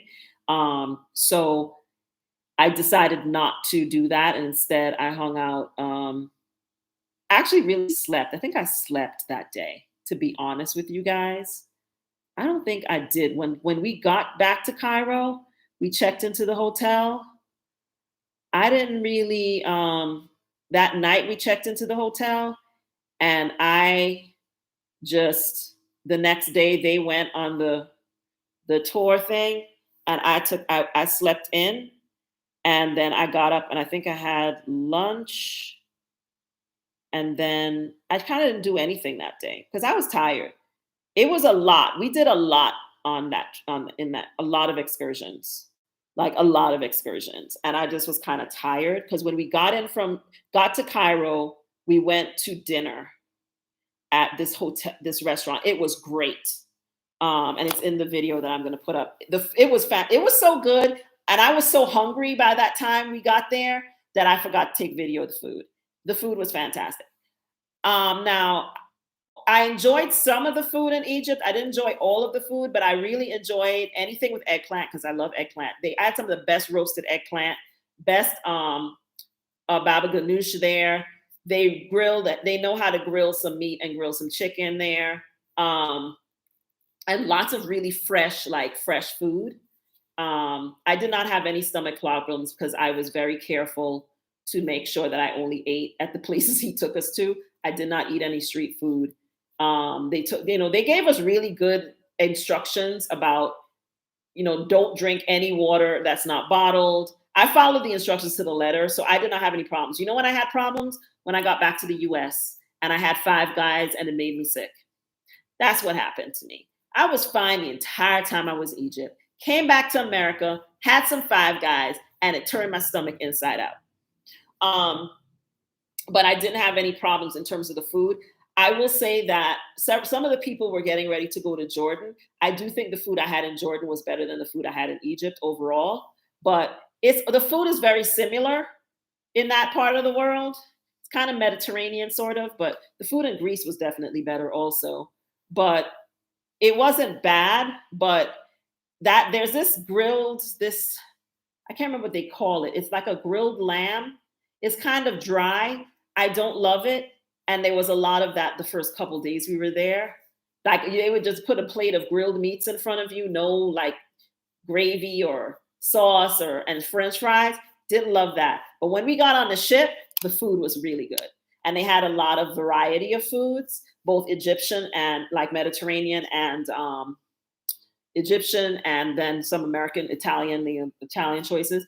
But I liked the food that I had on the ship. But the food that we had at the Pyramids Hotel, I didn't love. The restaurant we went to the second day, I didn't love the food because basically the same thing that we had the day before, like the same thing we had for dinner for lunch was basically the same thing we had. We went to this restaurant in Giza that was beautiful, but I didn't like the food. But once we got to Luxor and Aswan, I thought the food got better. Um, I went to, and then after the last day, checked out and I went to the Hilton Heliopolis because it's 10 minutes from the airport and I have points and my flight wasn't leaving until 1 o'clock in the morning. So I had to check out of my hotel. So I made reservation to stay in Hilton because I have points with Hilton and got a room. I got an upgraded room, beautiful upgraded room. So I could sleep and get myself together before I got on my flight to go back home. And the food in that restaurant was excellent inside of the Hilton Heliopolis. They had a salon. I got my nails done. It's a really nice hotel, but it's by the airport, so I wouldn't recommend it because it's not anywhere near Cairo. So it's good for if you need to, have somewhere to stay before you fly out. But I wouldn't recommend it if you're going to Egypt because it's too far from the center of Egypt. You probably want to stay on the Nile River near where the Cairo Marriott is. But it's a really nice property. They had what do you call those birds? Peacocks. They had peacocks by the pool, y'all. I've put up in the video. They had peacocks strolling around the pool. Now, that may sound nice in theory until you remember that they're birds. And what do birds do all the time? They shit everywhere. So that wasn't really nice, that part. I mean, they weren't in the pool, but they were close enough to the pool. But it was pretty at first. Then you sit down and you realize that when you're walking back, you have to make sure you don't step in peacock crap. And then it's not as wonderful. But the peacocks were very pretty. I actually videotaped them. So they'll be in part 2 of my video. Part 2 is not going to be very long because as I said, the last couple of days, I didn't do as much because I was tired. I was all excursioned out by the time that trip was over. Yes, Blessed and Highly Favored said it's good to travel with charcoal pills. Honey, I had everything. I was offering charcoal pills to somebody else who had an upset stomach. I didn't have any stomach problems. I had charcoal pills. I had Imodium. I had ginger tea. I don't play around when I travel. But I didn't need to use any of those things until I got back to America, is all I'm saying. When I got back to America, I was popping charcoal pills and Imodium like it was candy. But in Egypt, I was fine because I really only drank bottled water. I drank the cocktail. I mean, the food at the hotels, whatever they were doing, they were cooking the food well. People were washing their hands. They were making the food with filtered water because I didn't have any problems in Egypt at any of the places that I ate. I didn't have any problems at all. So I can't say that. Now, on the way back, the last thing I ate on the plane in Saudi Arabia upset my stomach a little bit as well. When I was getting off the plane from Cairo. Because when I got off the plane from Cairo in Saudi Arabia, I actually checked into an air hotel and slept for 3 hours because I was whipped and I was having some pain in my leg. Because remember, I sprained my ankle. My ankle is still not 100%. I would say it's about 97% right now. But when I was there, part of the problem, before I stop this, let's talk a little bit about leaving Egypt because that was pure chaos. And that's why I put Cairo on my worst airports list. Getting there was fine, but when it was time to leave, y'all, because When it's time to leave, they just made sure all of us knew how to leave and had transportation to where we were going, but you didn't get the same concierge. Now they did get the people, they made sure everybody had a pickup, and like he made sure I knew where I was getting to the airport, all that stuff was done. But I got myself to the airport. I made arrangements for a car to pick me up from the Hilton, get me to the airport. You get to the airport, and that's where the chaos starts. First, you got to go through security. And I was standing for an hour, and I'm not exaggerating, trying to go through their security right when you get into the airport. An hour, y'all. They got a line for the women, they got a line for the men, people skipping each other. The security people didn't seem to know what the fuck they were doing. Chaos. And you're just standing there. An hour. I'm not. And then it's time to go to Saudi Airways to check my suitcase. And I had to check my suitcase because I could not get a boarding pass online. I went to the app and it would not give me a boarding pass for the Jeddah to Cairo leg, because they're required to go through certain security steps by the U.S. government for flights going into the U.S. I couldn't get a boarding pass. I had to go to the desk. I was standing online for another hour. By the time I got my bag checked, it was an ordeal because it wasn't like a line that you can identify. The lines, it was crazy. People yelling at each other in Arabic, the people behind the desk yelling at the customers in Arabic. It was chaos, okay? Chaos. And people trying to skip you. I had to get a little like attitude with somebody because it was getting out of hand. And then I realized when I get up to the desk that he was putting me in a seat, which was not the exit row that I had paid for. So I had to insist that he change my seat, which he did. By the time I got through the security thing, I was having spasms in my leg from standing that long. I was literally in pain for the entire flight from Cairo. Thankfully, it was an hour and like 15 minutes from Cairo to Jeddah. So once I got to Jeddah, I had a layover of about 7 hours or something like that. I think it was between 5 and 7 hours. I don't remember. But I needed to lay down. And there was an air hotel in the airport, right in the international terminal. So once I got off the plane, you have to go through a security check. You go and you have to show them your boarding pass again before you go through the security check. And then you go through the security check, and then you go to the terminal where the gates are. And I went and checked into the air hotel. I was happy to give them my $100 to lay down for 3 hours. And then I took a anti-inflammatory that my doctor had given me. So by the time I woke up, my leg wasn't hurting anymore. And I felt more refreshed, even though I only got to sleep for like 2.5 hours. Because you got to get up to get back to the gate. And I was glad that I didn't sleep longer, because when I got out of the hotel, I realized the gate was a good 15-minute walk, because it was the very end of the terminal was where they had the flights departing for the US from, and you had to go through another security check. So you get to the gate, they have the gate set up for you to go through a security check, but nobody's there and the door is wide open. So people just were walking through and going in. You're sitting there with your suitcase, and then somebody comes with security uniform, comes and tells you that everybody got to go back outside to go through the security. You can't make this up, but this is what happened. And then you got to sit there and stand on another line for 20-something minutes to go through security before you could get on the plane. It was pure chaos getting back to America. I was so happy when I was very happy when I got back to the Western side of the world. Let's just put it that way. Because that whole situation in Cairo with getting on, it was a mess. It was a mess. It was a mess. It was pure chaos. So I was very happy to get back to the United States of America. And what do you mean chat cut off? Shouldn't. We're still live, so it shouldn't have cut off, but can you guys still hear me talking? I hope it hasn't ended, because it says I'm still talking. It says I'm still here live. But it was really chaotic. But overall, I would say I recommend Egypt. I think that you should visit Egypt if you have an opportunity. Someone asked whether I'm going to organize a trip to Egypt. I'm thinking about it. I feel like I need to go back one more time by myself. Um, I'm thinking about it. I have some contacts there now.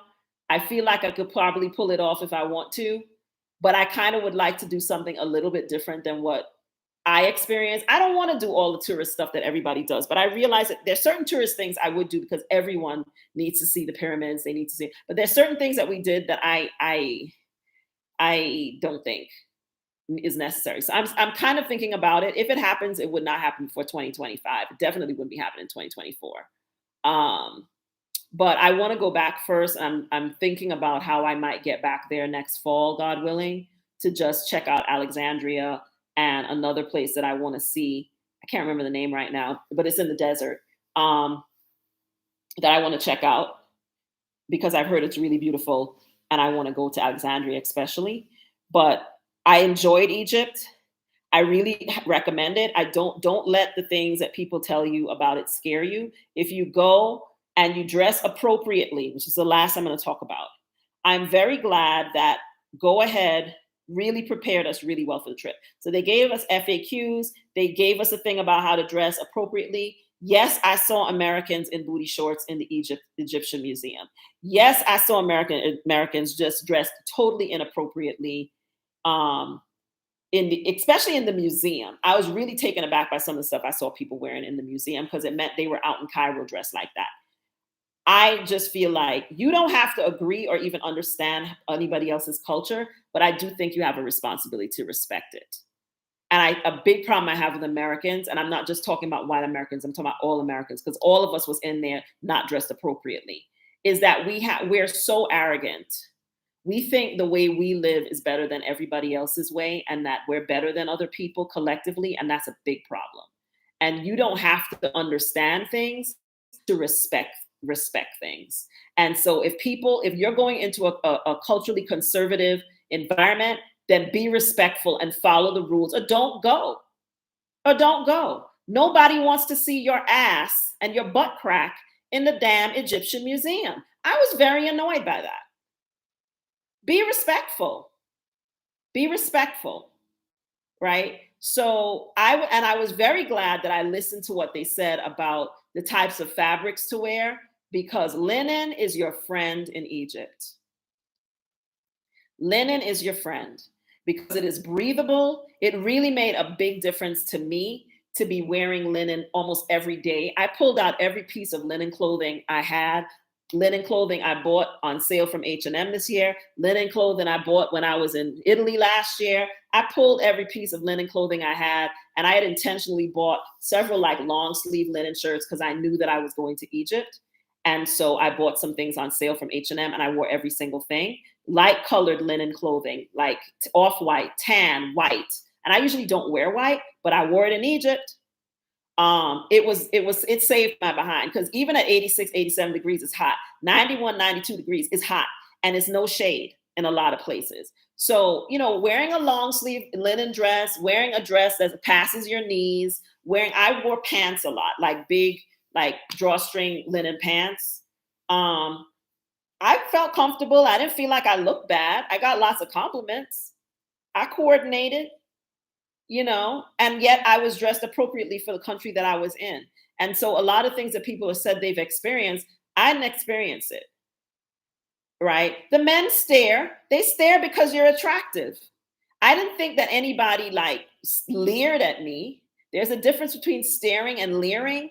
I didn't think that people were leering at me and looking at me inappropriate, but I get stared at a lot. So I guess it doesn't bother me as much because one of the girls was saying to me at one point she felt the guy came over because he was checking both of us out because we were in bathing suits. And I said, well, we're in bathing suits. What's he supposed to do? He's a man. So on the ship, we could wear whatever we wanted. And they said that on the ship, I had a cover up, I had a swimsuit. We wore what we wanted on the ship. I still wore my linen clothes even on the ship, except when I was on the rooftop at the pool. I was like, if you haven't seen ass in a bathing suit, then I don't know what to tell you. We on the ship, we outside, we in the pool. It is what it is. But when I was out in the street, I dressed based on the instructions that they gave us. But I saw a lot of Americans and British people but mainly Americans who weren't. And I just felt like they got the same memo we got. I'm pretty sure they got it, but most of them were with groups, right? And people just decide they're going to wear what they want, and they want to take pictures for the gram, and they want to do whatever, and then they complain when they get catcalled or people look at them crazy. And I'm like, well, don't complain if you're not going to be respectful.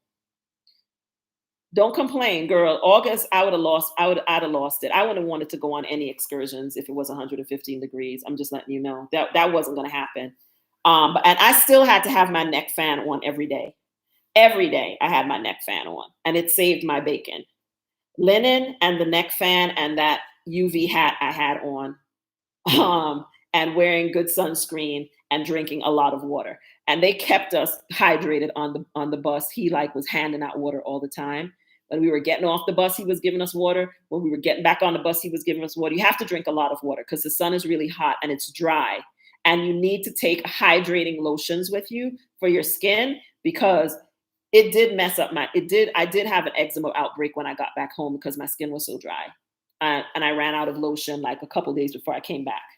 Um, so take hydrating lotion. I should have gone to the pharmacy and bought more. They have pharmacies and stores and stuff. I just didn't.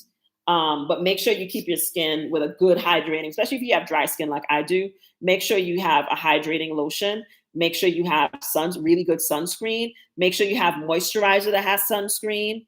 I brought all my serums and all my moisturizing things for my face, but I should have done a little bit better for the rest of my skin. But make sure you bring those things, and you got to drink a lot of water because it's hot. And I just don't recommend going in the summer. I really think that you should. And yes, Jennifer, a lot of this applies to Zanzibar as well, but Zanzibar is a more humid, it's more Caribbean type climate. So it's hot.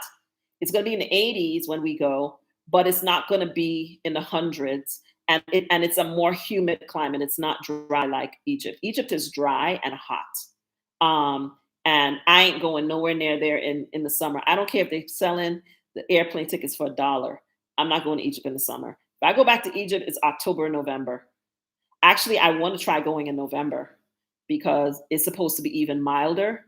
And somebody was saying, oh, well, it gets cold in the evening. I was like, I'll bring a jacket. I don't mind. I'll bring a jacket. I love a sweater. I love a good sweater. I will bring a sweater. I will bring a jacket. I'll be up there with a scarf. But I would rather bring a sweater than be hot. I do not like to be hot. So I recommend Egypt. That's my verdict. I think a group is good.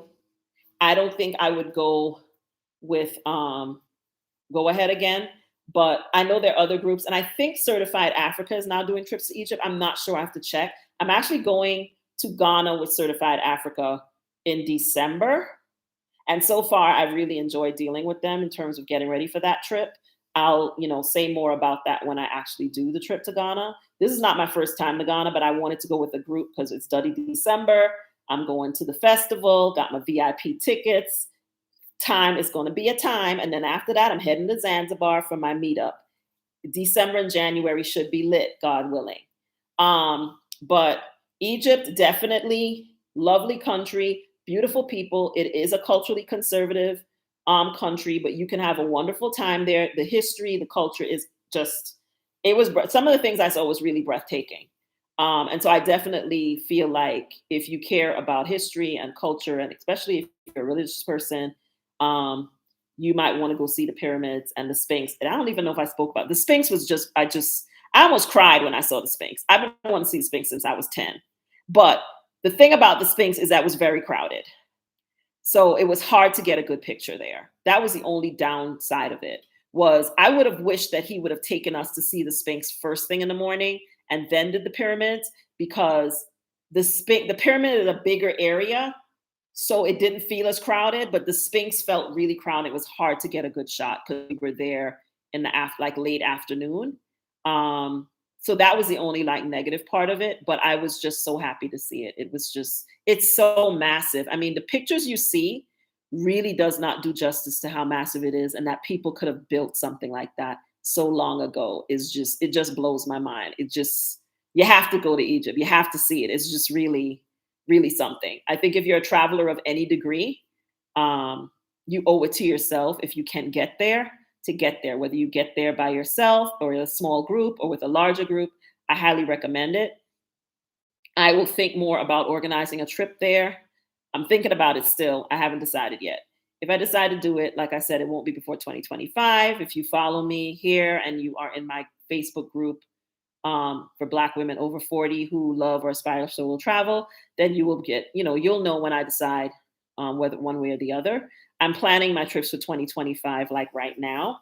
So I'm still like laying out what I'm doing. And I did a poll in the group recently and was, in surprised by the place everybody seemed to want to go to Bali, which I did not expect. That was interesting.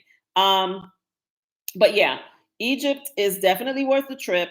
I definitely think you should go. I hope this has been a long live, and I appreciate you guys hanging in for the whole thing. I hope it was informative. I don't know if there are any other questions before we close out. But it's a overall yes for me. Yes for Egypt. No for going back with go ahead. But yes, I would definitely go back to Egypt.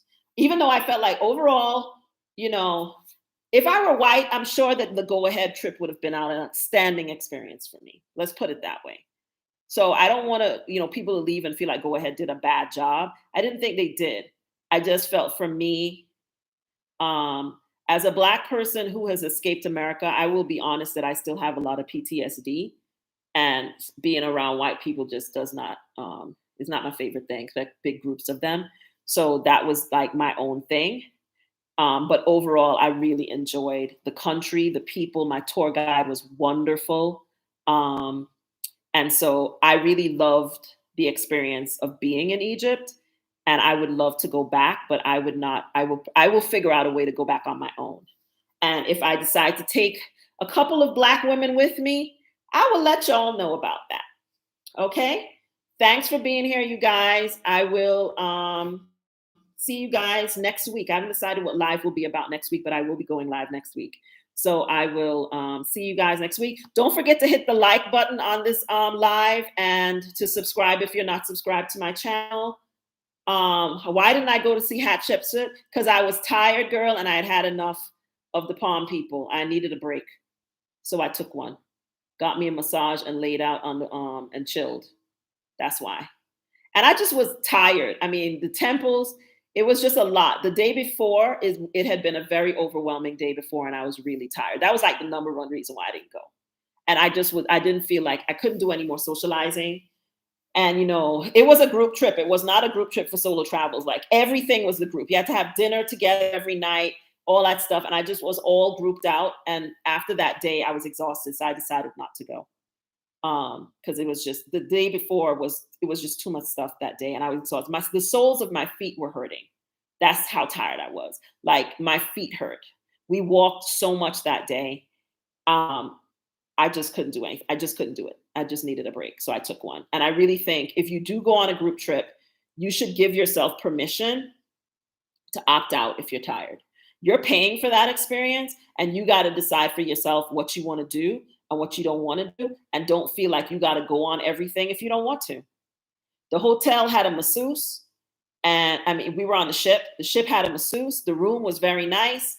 I decided I wasn't going. I didn't want to. So I didn't. Don't feel, oh, well, I have to go on every excursion. If you're tired and you don't want to go, don't go. Because you won't enjoy it if you're tired. And I was exhausted. So I slept until 10:30 and went and got a massage at 11. And it was the best decision I could have made. So, I'll see Hatshepsut another time, God willing, or not. Because I really am not interested in seeing any more tombs or temples the next time I go to Egypt by myself. I want to do other things. And there are other things to do. I'm sure it was wonderful, but I think it'll be okay if I don't see the Valley of the Kings and Hatshepsut. I saw pictures. Everybody came back and showed me pictures. I was okay with it. I didn't feel when I saw the pictures like, oh my God, I should have gone. I thought that's nice. I'm glad I stayed and slept and got a massage. That's how I felt about it. Oh girl, you wonder how the clubs are? I'm gonna find out the next time I go. Because I've heard about the nightlife in Cairo, and I intend to find out about it. That's one of the reasons I want to go I want a different situation next time I go. but I'm sure it's lovely. So I will take your word for it, Tamara. I don't doubt it, but I don't think I will be seeing the Valley of the Kings or Hatshepsut's temple anytime soon. I don't think I will be. Um, but I'm sure it's lovely. The pictures look lovely. Um, I think that's it, you guys. I think that's it. I'm just going through to make sure I answered all the questions. Um, if I go back to Egypt, I would definitely want to do it. If I go with other people, I want it to be a smaller group, and I definitely would need it to be black and brown people. Otherwise, I'm going by myself. I can tell you that much. Otherwise, it would just be me and somebody I hired to take me on tours and so on. Um, oh, Jennifer, I missed the response about carry on. I had to check my carry on. They made me check it. Saudi Airways made me check it. They said it was too heavy, and when I was going on the way back, I had to check it for the same reason. Because if you go through the ticketing counter for that airline, they weigh all of your luggage, and they said that my carry on was too heavy, so I had to check it both ways. But I had a air tag in it, and it got where it's supposed to be. But I had packed. I don't think. I mean, it was overweight. I'm not gonna lie. I usually avoid getting my bag weighed. I have a whole process that I go through to avoid it, but I was not able to do it on this with this particular airline.